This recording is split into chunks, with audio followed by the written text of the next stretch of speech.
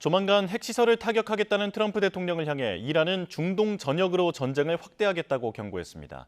박현도 서강대 유로메나 연구소 교수와 미국과 이란의 속내를 짚어보겠습니다. 어서 오십시오. 네, 안녕하십니까? 네, 먼저 큰 그림을 좀 잡아주셨으면 좋겠는데요. 그 MOU 협약 이후에 지금 다시 이렇게 상황이 격화하게 된 근본적인 원인은 뭐라고 보십니까? 일단 표면상 이유는 5조 때문에 그런데요. 5조에서 호르무즈 해협을 자유롭게 통행하도록 하는 건데 그 마지막 부분이 무슨 말이 있냐면 이란이 주변 국가 협력해서 어떠한 통제 비슷한 것을 할 수 있는 그렇게 해석할 수 있는 약간 그런 부분이 있어요. 근데 그렇다고 해가지고 MOU 부분에서 이란이 통제권을 가지고 이란의 모든 걸 신고하고 가야 된다 그런 구조는 없습니다. 예. 네, 근데 이란은 이 통제권을 미국이 우리에게 분명히 합의를 한 거고 그래서 우리는 거기에 따라서 지금 호르무즈 해협을 통제하려고 그러는데 지금 우리가 통제권 벗어나는 지역 오만 쪽으로 배가 나가고 있다. 그거는 잘못된 거다고 공격을 하고 있는 거고요. 예.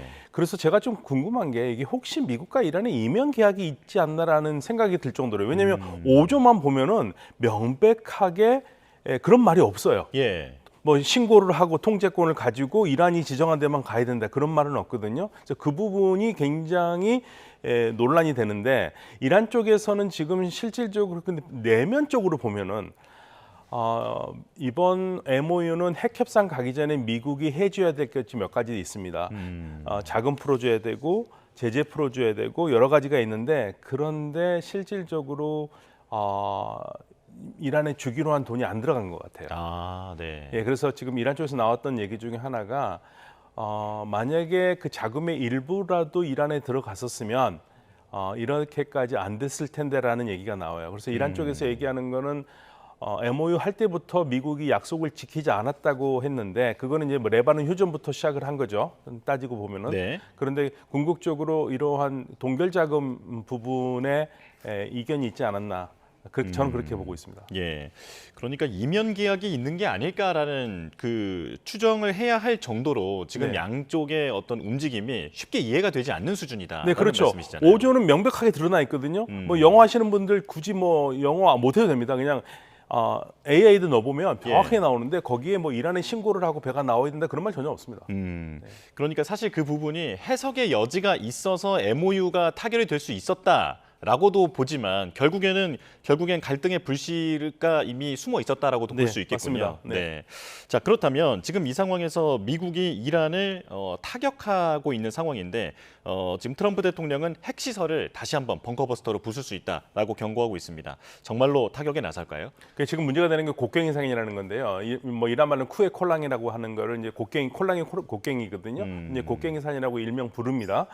근데 거기 지하 깊숙한 시설에 화강암 시설 안에 뭐 지하 500m라는 말도 있고 600m라는 말도 있고 거기에 원심 분리기가 있고 뭐 돌리고 있다 계속 그런 얘기가 나오는데 근데 여기에 의견이 엇갈려요. 의견이 엇갈리는 게 일부 전문가들은 거기에 없을 수도 있다라고 얘기를 하고 있거든요. 예, 없을 수도 있고 있을 수도 있는데 근데 거기를 공격을 하겠다고 얘기를 하고 있고 이란은 거기에 만약에 공격하면 우리 가만히 안 있겠다 얘기를 하고 있고요. 그러니까 이게 지금 첨예한 상황인데 지금 현재 뭐 이런 곧 때릴 거라고 지금 트럼프 대통령이 얘기했고 아직까지 외신에서 나오진 않았습니다만 지금 나오는 속보로는 타브리즈 그러니까 이란의 북쪽입니다. 여기는 이 콜랑산은 곡괭이산은 남쪽에 있거든요. 중부 쪽에 있는데 이 지금 북쪽에 4군데 정도의 군사적 지역을 타격했다고 나오고 있거든요. 그러니까 거기를 하고 곧 뭐 곡괭이산도 할 건지 지금 불분명합니다만은 여기 첨예한 대립 지점이 곡괭이산입니다. 예, 실제로 타격한다면 정말 예전에 3월처럼 다시 전쟁이 격화할 수도 있는 상황일 것 같은데 트럼프 대통령이 뭐 이전과 마찬가지로 최대 압박을 통해서 많은 걸 그 양보받으려고 하는 전술일까요? 아니면 정말로 때리려고 하는 걸까요? 일단은 압박 전술이라고 봐야 되겠죠. 왜냐하면 이란 쪽에서도 지금 말이 좀 엇나오는 게 있거든요. 당연히 혁명수비대는 끝까지 결사항전이라 얘기를 하고 있고 대통령은 협상을 해야 된다는 식으로 얘기를 하고 있어요. 그래서 이란 내에서도 약간 말 엇갈립니다. 그리고 MOU를 두고도 지금 10일간 휴전할 지금 주변 국가들이 얘기를 했는데 처음 나왔을 때는 제가 이란 쪽에서 봤었을 때는 이란의 군부에서는 이거 말도 안 되는 거라고 걷어치우라고 얘기를 했는데 그 이후에 계속적으로 그거를 검토하고 있다는 얘기가 나오고 있어요. 네. 그래서 어쩌면은 10일 휴전안이 뭐 극적으로 될 가능성도 있는데 지금으로서는 일단은 저는 강경파의 목소리가 더 크기 때문에 부정적으로 보는 거로 시작하겠습니다. 예.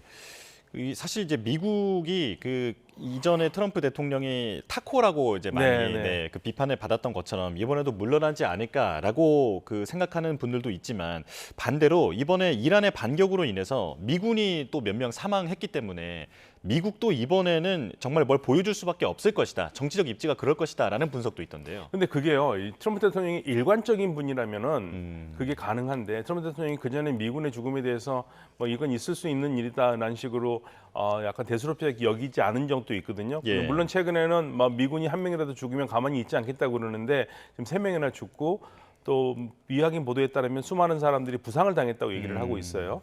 그렇게 될 경우에 미국에서 뭔가를 하지 않을 수 없을 것이다라는 게 일반적으로 판단인데 또 트럼프 대통령이 또 그거를 또 대수롭지 않은 것처럼 뭐 전쟁 중에는 있을 수 있는 일이야 이렇게 나올 수도 있기 때문에 뭐라고 말을 할 수가 없겠습니다. 네. 예.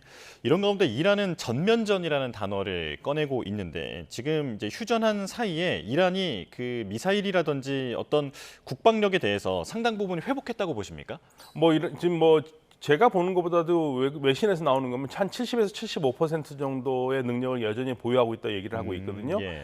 거기다가 이란이 나오는 말들이 지금 무시무시합니다.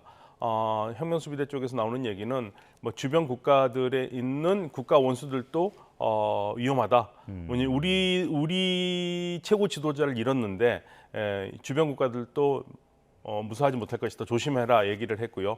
또 지금 가장 가까운 시간 내에는 주변 국가들 파괴하겠다는 얘기까지 했거든요. 그러니까 지금 이란이 쓸 수 있는 카드는요. 미국이 만약에 이란을 본격적으로 공격을 하기 시작하면 이란은 주변 국가들로 전쟁의 불씨를 넓히겠다는 겁니다. 예. 넓히게 되면은 이제 가장 중요한 거죠. 유가.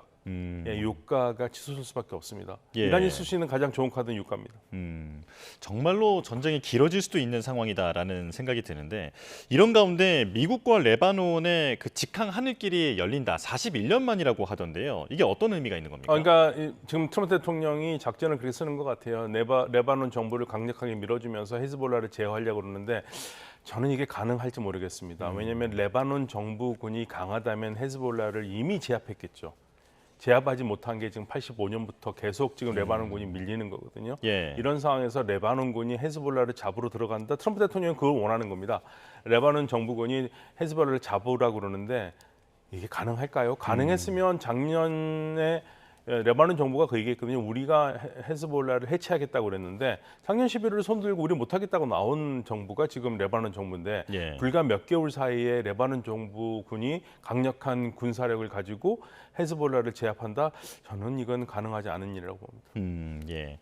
앞서 말씀해 주신 대로 유가가 걱정인데 지금 후티 반군이 홍해를 걸어 잠그겠다 이렇게 경고하고 있습니다. 이제는 사우디를 해상 봉쇄하겠다라는 이제 표면적인 얘기를 하고 있는 상황인데요.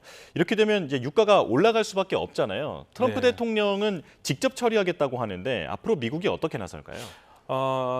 후티 반군이 약간 불편한 부분들이 있을 겁니다. 왜냐하면 후티 반군이 말은 그렇게 선언을 했지만 지금 사우디 배로만 얘기를 했잖아요. 예. 물론 이제 사우디 양부항에서 나오는 유조선 때문에 그러긴 하는데요.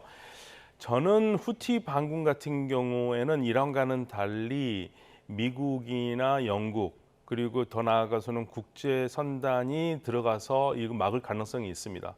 후티 반군은요. 공격이 예. 가능하기 때문에 그래서 주로 후티 반군이 막을 수 있다라는 거는 해적질을 하겠다라는 얘기밖에 안 되거든요. 그래서 해적질 정도는 지금 이란의 호르무즈 해협과는 조금 다른 차원일 거기 때문에 트럼프 대통령이 뭐 대수롭지 않게 우리가 알아서 처리한다라고 할 정도의 자신감이 있거든요. 그러니까 저는 호르무즈 해협과는 달리 바블 만답은 그렇게 쉽게 후티 반군이 장악하기는 어려울 거라고 봅니다. 근데 만약에 여기서 막힌다 그러면은 유가가 오르는 건 너무 당연하죠. 호르무즈 해협이 한 20%고 바블 만답 해협이 한 10% 이상이 되거든요. 그러면 전 세계 물동량의 3분의 1이 막히니까 그러면 동맥경화에 걸릴 수밖에 없죠. 예.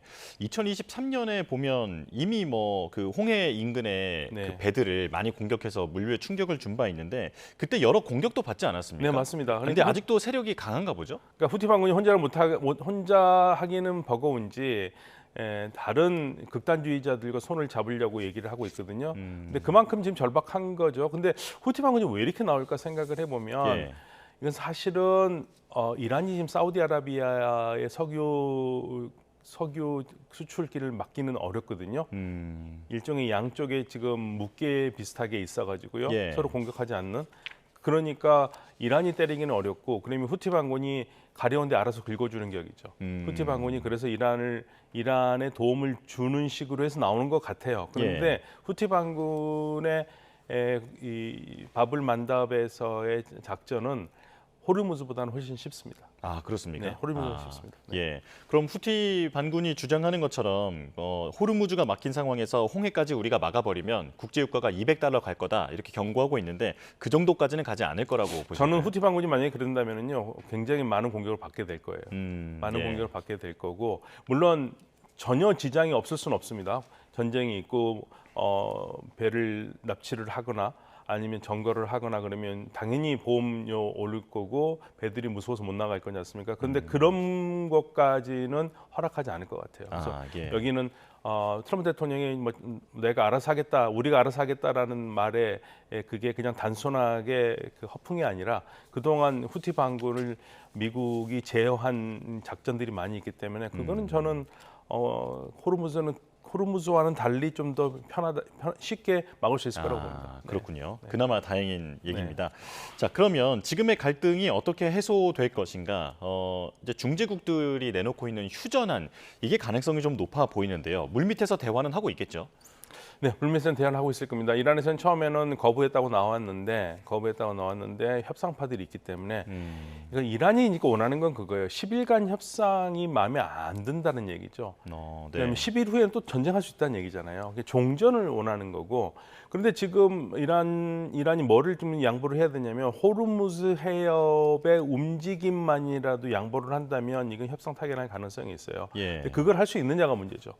예. 그러니까 이란이 호르무즈 해협을 이란 쪽에서만 다니게 한다는 것은 약간 어불성설이에요. 60일간은 풀어줘야 됩니다. 어땠든 간에. 60일간은 어느 쪽으로 가든 간에 해줘야 되는데 그거를 할 수 있다면 이거는 받을 수 있는 거고, 그런데 지금 한 가지 마음에 걸리는 거는 페제시키안 대통령이 협상을 얘기하면서도 이란의 국익에 어긋나는 건 없을 것이다 계속 그 얘기를 하고 있거든요. 예. 그럼 호르무즈 해협 통제권은 계속 놓치지 않겠다는 건데 어떤 식으로 놓치지 않을 거냐라는 게 지금 관건입니다. 그래서 이게 이란과 오만과 그다음에 이 관련된 주변 아랍에미리트라든지 걸프 국가들 있지 않습니까? 그 국가들이 같이 협력해서 말라카 해협 정도 수준의 그러한 협약으로 간다면 말라카 해협도 주변 국가들이 통제는 하지만 자발적으로 지금 뭐 국제사회가 돈을 내고 있거든요. 그 정도 수준으로 간다면 괜찮죠. 근데 그 이상을 요구해서 지금처럼 이란이 호르무즈 통제권을 완전히 갖고 이란에 신고를 하고 이란의 승인을 받고 나가는,